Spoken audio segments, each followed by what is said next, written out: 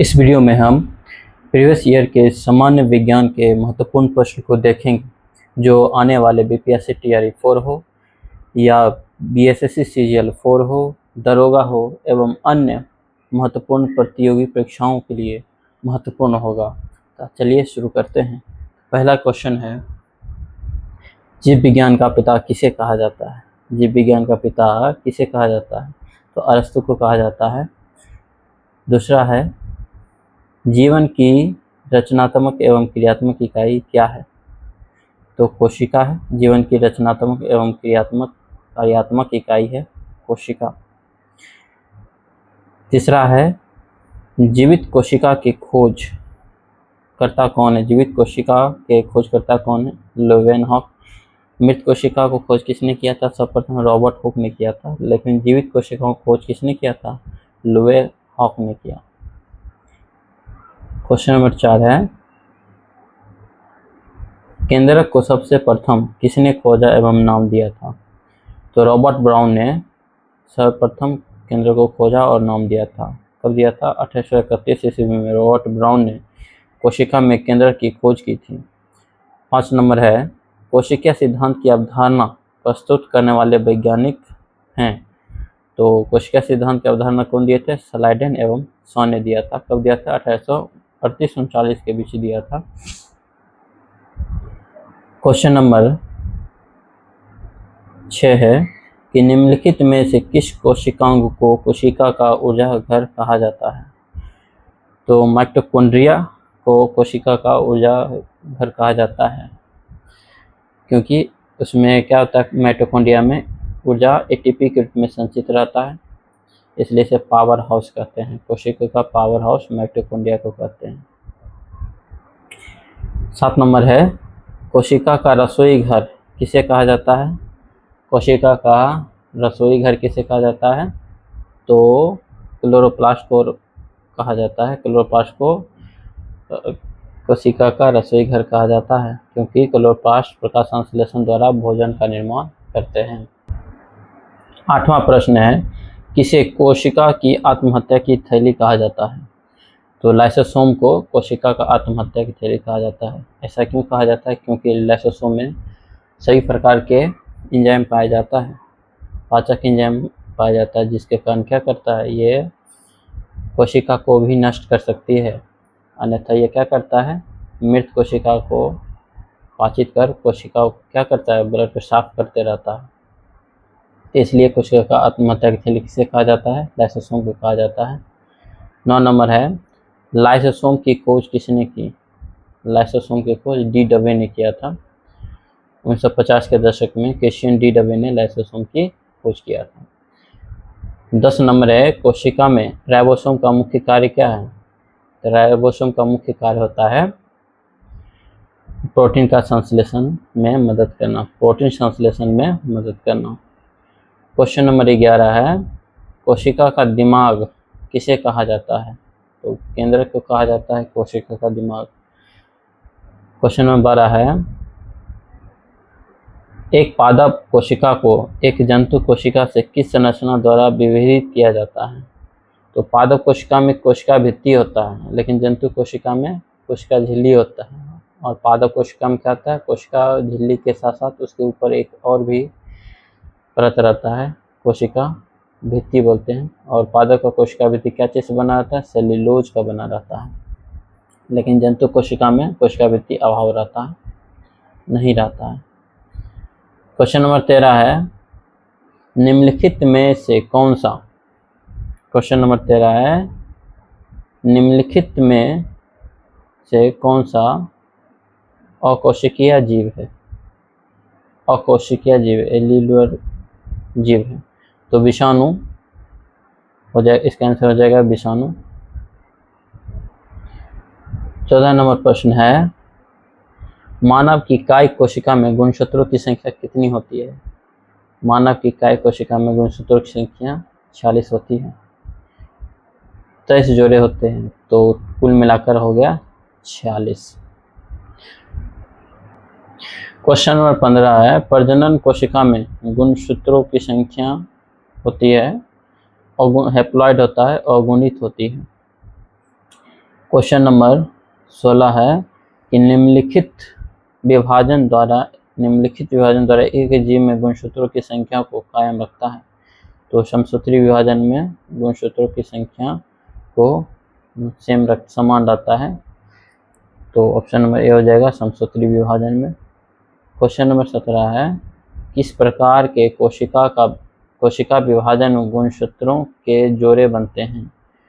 तो अर्धसूत्री में एक कोशिका से 2 कोशिका बनता है, तो जोड़े बनते हैं। तो किस प्रकार कोशिका विभाजन में, मियोसिस अर्धसूत्री कोशिका विभाजन में गुणसूत्रों के जोड़े बनते हैं। क्वेश्चन नंबर 18 है कोशिका में 80% से अधिक पाया जाने वाला पदार्थ कौन सा है। तो जल हो जाएगा कि कोशिका में सर्वाधिक मात्रा में क्या रहती है, उपस्थित जल ही रहता है, जल रहता है, इसलिए डी नंबर ऑप्शन सही हो जाएगा। 19 नंबर है न्यूक्लियर के बाहर डीएनए कहाँ मिलता है। न्यूक्लियर के बाहर डीएनए कहाँ मिलता है, माइटोकॉन्ड्रिया एवं क्लोरोप्लास्ट मिलता है। तो ऑप्शन नंबर डी सही हो जाएगा, माइटोकॉन्ड्रिया में डीएनए मिलता है। केंद्रक के अलावा माइटोकॉन्ड्रिया एवं हरितलवक में स्वतंत्र डीएनए पाया जाता है। क्वेश्चन नंबर 20 है शरीर की प्रतिरोधक क्षमता से जुड़ी सबसे महत्वपूर्ण कोशिका प्रकार है लिम्फोसाइट। शरीर की प्रतिरोधक क्षमता से जुड़ी सबसे महत्वपूर्ण कोशिका प्रकार कौन सा है, लिम्फोसाइट। लिम्फोसाइट प्रतिरक्षा प्रणाली की प्रमुख कोशिकाएं हैं। क्वेश्चन नंबर 21 से भौतिकी का शुरू हो गया है। तो 21 नंबर है 1 जूल बराबर होता है। तो जूल किसका मात्रक होता है, कार्य का मात्रक होता है। तो कार्य बराबर क्या होता है, W आवर Fs होता है, मतलब Fs मतलब बल गुना विस्थापन होता है। तो बल का मात्रक न्यूटन और विस्थापन का मात्रक मीटर, इसलिए newton metre. Option number A सही हो जाएगा। 22 नंबर है 1 कैलोरी बराबर कितने जूल होते हैं। तो 4.2 जूल होता है। 1 कैलोरी लगभग 4.2 जूल के बराबर होता है। क्वेश्चन नंबर 23 है एक अश्वशक्ति बराबर होता है 746 वाट के, इसलिए ऑप्शन नंबर बी सही हो जाएगा, 746 वाट का होता है। क्वेश्चन नंबर 24 है प्रेरण इंडक्टेंस की एसआई इकाई क्या होती है। प्रेरण की एसआई मात्रा हेनरी होता है। तो हेनरी डी नंबर सही हो जाएगा। 25 नंबर है कार्य किसका गुणनफल है। तो अभी इससे पहले बताए थे बल गुना विस्थापन का है गुणनफल है, तो इसलिए ऑप्शन नंबर डी सही हो जाएगा, बल गुना विस्थापन। तो डब्ल्यू आता है Fs।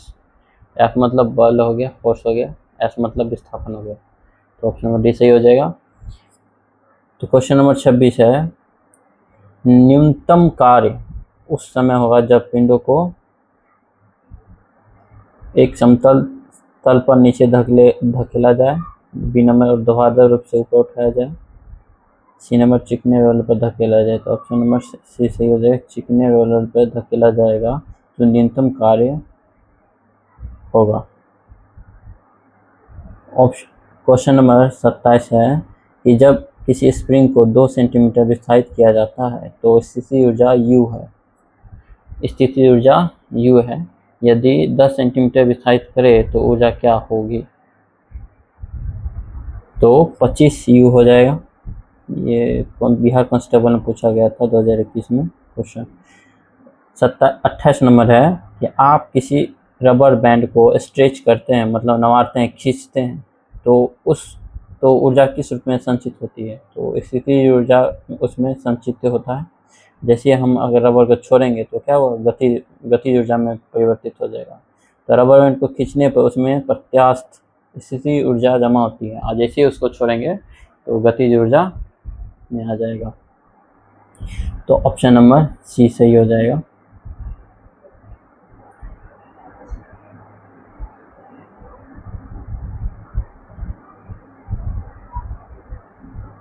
ठीक है। अब क्वेश्चन नंबर 29 है पहाड़ पर चढ़ते समय व्यक्ति आगे की ओर झुका रहता है ताकि वो क्या हो, अस्थायित्व में वृद्धि हो सके। अस्थायित्व एवं संतुलन में वृद्धि करने के लिए गुरुत्व केंद्र को आधार के अंदर बनाए रखने हेतु तो व्यक्ति आगे की ओर झुकता है ताकि वो अपना बैलेंस बनाए रखे और आगे बढ़ते रहें। क्वेश्चन नंबर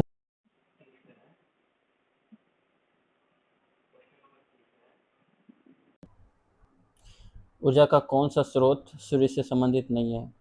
हाइडल ऊर्जा, पेट्रोलियम। तो क्या होगा? पेट्रोलियम ही सही होगा क्योंकि वह सूर्य से संबंधित नहीं है।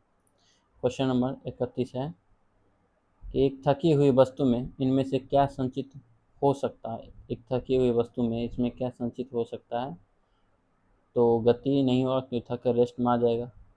गति, मोमेंटम नहीं होगा, गति स्पीड ये भी नहीं होगा, वेग भी नहीं होगा, तो ऊर्जा उसमें संचित रहेगा क्योंकि थकी हुई वस्तु में यांत्रिक क्षति के रूप में स्थितिज ऊर्जा संचित रह सकती है। क्वेश्चन नंबर 32 है। क्वेश्चन नंबर 32 है कि बोस आइंस्टीन कंडेंसेट में कणों में क्या होती है? उच्च गतिज ऊर्जा होती है? नहीं, ये नहीं होगा। निम्न गतिज ऊर्जा था? नहीं, बहुत कम गतिज ऊर्जा होती है उसमें। परम शून्य ताप के निकट। परम शून्य ताप कितना होता है? 373.15 डिग्री माइनस 373.15 केल्विन होता है। तो परम शून्य ताप के निकट होने के कारण कणों में अत्यंत कम गतिज ऊर्जा होती है। क्वेश्चन नंबर 33 है निम्न में से कौन सी भौतिक मात्रा को शक्ति प्रति इकाई क्षेत्र के रूप में परिभाषित नहीं किया गया है? तो प्रेशर यह है शक्ति प्रति इकाई क्षेत्र के रूप में परिभाषित किया गया है। स्ट्रेस भी को किया गया और यंग मॉडुलस स्ट्रेन हो जाएगा। स्ट्रेन एक तरह विकृति होता है जो विमाहीन राशि है। क्वेश्चन नंबर 34 है कि सौर ऊर्जा सोलर एनर्जी एटीपी में कहाँ बदलती है? तो कहाँ बदलती है? पत्तियों में। अब पत्तियों में क्या रहता है? क्लोरोप्लास्ट में। तो क्लोरोप्लास्ट में क्या किसमें बदल जाता है? सोलर एनर्जी एटीपी के रूप में बदल जाती है। क्वेश्चन नंबर 35 है कि किस मिट्टी में केशिका क्रिया सबसे अधिक प्रभावी होती है? कैपिलरीज। केशिका का मतलब होता है जैसे हम किसी मतलब सूती कपड़ा को अगर पानी में रखते हैं तो वह पानी ऊपर की ओर आने लगता है, या किसी लालटेन में जब बत्ती डुबाया जाता है तो पानी ऊपर की ओर इसकर जलने लगता है, तो इसी क्रिया कहते हैं केशिका। तो यह किस मिट्टी में सबसे प्रभावशाली होती है? चिकनी मिट्टी में। क्यों? इतनी बहुत ही अति सूक्ष्म छिद्र होता है जिसके कारण यह केशिका क्रिया सर्वाधिक होती है चिकनी मिट्टी में। अब 36 हमारा हो जाएगा रसायन शास्त्र का प्रश्न हो जाएगा। सर्वाधिक कठोर प्रकृति तत्व पदार्थ निम्न में से कौन सा है? हीरा, शीशा, टंगस्टन, लोहा। हीरा हो जाएगा। प्रकृति पदार्थ में हीरा सर्वाधिक कठोर पदार्थ है। 37 नंबर है गलनांक। बर्फ का गलनांक कितना होता है? तो बर्फ का गलनांक 0 डिग्री सेल्सियस भी होता है या 273.15 केल्विन होता है। तो ऑप्शन नंबर ए और ऑप्शन नंबर बी सही हो जाएगा। बर्फ का गलनांक 0 डिग्री सेल्सियस या अथवा 273.15 केल्विन होगा। 38 नंबर है बर्फ क्या है? तो बर्फ एक आणविक ठोस है। क्या है? आणविक ठोस है। तो ऑप्शन नंबर डी सही हो जाएगा। क्वेश्चन नंबर 39 है वह ताप बिंदु जिस पर ठोस, द्रव और गैसीय तीनों अवस्थाएं एक साथ रहती है क्या कहलाती है? त्रिक बिंदु, ट्रिपल पॉइंट कहलाता है। तो त्रिक बिंदु पर पदार्थ की तीनों अवस्थाएं साम्य रहती है। क्वेश्चन नंबर 40 है कपूर खुले पात्र में रखे जाने पर किस प्रक्रिया के कारण गायब या लुप्त हो जाती है? तो ऊर्ध्वपातन। पहला है ऊर्ध्वपातन, वाष्पीकरण और विषरण, चौथा है संघनन। तो ऊर्ध्वपातन है क्योंकि ऊर्ध्वपातन क्रिया में होता है कि बिना द्रव में बदले ही सीधा गैस में बदल जाता है। तो इसी क्रिया को बोलते हैं ऊर्ध्वपातन। तो कपूर अगर खुले पात्र में रखते हैं तो वह गायब हो जाता है क्योंकि वह बिना द्रव बदले सीधा गैस में बदल जाता है, इसलिए ऑप्शन नंबर ए सही हो जाएगा। 41 नंबर है गैसीय अवस्था से तरल अवस्था में परिवर्तन की प्रक्रिया को क्या कहते हैं? ये तो इजी है। तो गैसीय अवस्था से तरल अवस्था में जैसे परिवर्तन होगा तो संघनन होगा। वाष्पीकरण क्या होता है? वाष्पीकरण होता है जो द्रव अवस्था से गैस अवस्था में बदलता है। क्वेश्चन नंबर 42 है, समुद्र के जल से शुद्ध जल किस प्रक्रिया द्वारा प्राप्त किया जाता है? फिल्ट्रेशन, इवोपरेशन, डिस्टिलेशन, आसवन विधि। तो खारे पानी से आसवन विधि द्वारा क्या करता है? शुद्ध पेयजल बनाया जाता है। आसवन विधि या बहुत महंगा विधि, आसवन विधि द्वारा क्या किया जाता है? खारे पानी से आसवन विधि द्वारा शुद्ध पेयजल बनाया जाता है। तो कुछ तो ऑप्शन नंबर डी सही हो जाएगा। 43 नंबर है, क्वेश्चन नंबर 43 है कि शुद्ध पानी की तुलना में अशुद्ध पानी का क्वथनांक क्या होगा? बढ़ जाएगा। क्यों बढ़ जाएगा? क्वथनांक होता है बॉइलिंग पॉइंट, क्योंकि जल में अशुद्धियाँ मिलाने से उसका क्वथनांक बढ़ता है। क्योंकि अशुद्धि भी जब उसमें ताप देंगे, उसमें ऊष्मा जाएगा पानी में अगर अशुद्धि जाएगी तो अशुद्धि के अंदर गुप्त ऊष्मा रहता है, तो वो क्या होगा? उसको खींचेगा, तो जिसके कारण उसका क्वथनांक बॉइलिंग पॉइंट बढ़ाएगा। तो इसलिए शुद्ध पानी में जब ऊपर से अशुद्धि डालते हैं तो उसका क्वथनांक बॉइलिंग पॉइंट बढ़ जाता है। तो ऑप्शन नंबर बी सही हो जाएगा। क्वेश्चन नंबर 44 है, बर्फ के साथ नमक मिलाने पर इसके गलनांक पर क्या प्रभाव पड़ेगा? तो बर्फ के साथ नमक मिलाने पर क्या होगा? 0 डिग्री से कम हो जाता है। इस पर क्या प्रभाव पड़ेगा? 0 डिग्री से कम हो जाता है, तो बर्फ बहुत धीरे धीरे पिघलता है। तो नमक मिलाने से बर्फ का गलनांक 0 डिग्री से नीचे चला जाता है। ऑप्शन नंबर ए सही हो जाएगा। 45 नंबर क्वेश्चन है कि बर्फ का वह सबसे छोटा कण जो पदार्थ की सभी विशेषताएं बताता हो। पदार्थ का वह सबसे छोटा कण जो पदार्थ की सभी विशेषताएं बताता हो क्या है? अणु है। पहला यौगिक है, दूसरा तत्व है, और तीसरा मिश्रण है, और चौथा अणु है, मॉलिक्यूल है। तो मॉलिक्यूल सूक्ष्मतम कण है जो स्वतंत्र अवस्था में रह सकता है। इससे भी सूक्ष्म कण है परमाणु से भी सूक्ष्मतम कण है इलेक्ट्रॉन, प्रोटॉन, न्यूट्रॉन, और उससे भी सूक्ष्मतम कण भी है पॉजिट्रॉन, मेसॉन, प्राइमेसॉन, इस तरह है, न्यूट्रिनो। तो इस ऑप्शन के अनुसार डी नंबर सही हो जाएगा। क्वेश्चन नंबर 46 है, पदार्थ का लघुत्तम अंश मूलभूत कण माना जाता है। किसको? प्रोटॉन को, न्यूट्रॉन को, पॉजिट्रॉन को। तो ऑप्शन नंबर डी से होगा क्वार्क पदार्थ का सूक्ष्मतम मूलभूत कण होता है। तो क्वार्क क्या होगा? पदार्थ का लघुत्तम अंश है, क्योंकि क्वार्क किसमें? प्रोटॉन न्यूट्रॉन में के अंदर पाया जाता है क्वार्क, इसलिए सूक्ष्मतम कण हो जाएगा क्वार्क। क्वेश्चन नंबर 47 है, अशोधित कच्चा पेट्रोलियम तेल किस विधि द्वारा परिशोधित किया जाता है? तो सामान्य आसवन विधि नहीं, उपकेंद्रण, उच्च दाब पर स्पंदन, ये भी नहीं होगा। तो ऑप्शन नंबर डी सही होगा, प्रभाजी आसवन विधि द्वारा कच्चा तेल को, पेट्रोलियम जो होता है उसको परिशोधित किया जाता है। तो कच्चा तेल प्रभाजी आसवन विधि द्वारा पृथक किया जाता है। तो ऑप्शन नंबर डी सही होगा।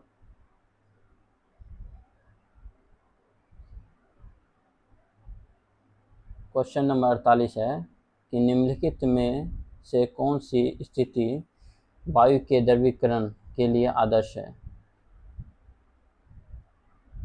दाब घटाना और तापमान बढ़ाना, ये नहीं होगा। तापमान बढ़ाना, ये भी नहीं होगा। उच्च दाब और तापमान, कम तापमान।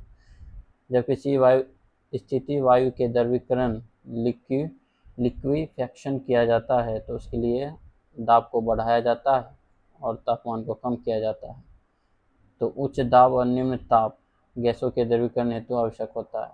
जो हमारे एलपीजी सिलेंडर में लिक्विड पेट्रोलियम डाला जाता है उसको क्या कहते हैं? उच्च दाब और कम ताप पर रखा जाता है, तो वह दर में परिवर्तित हो जाता है।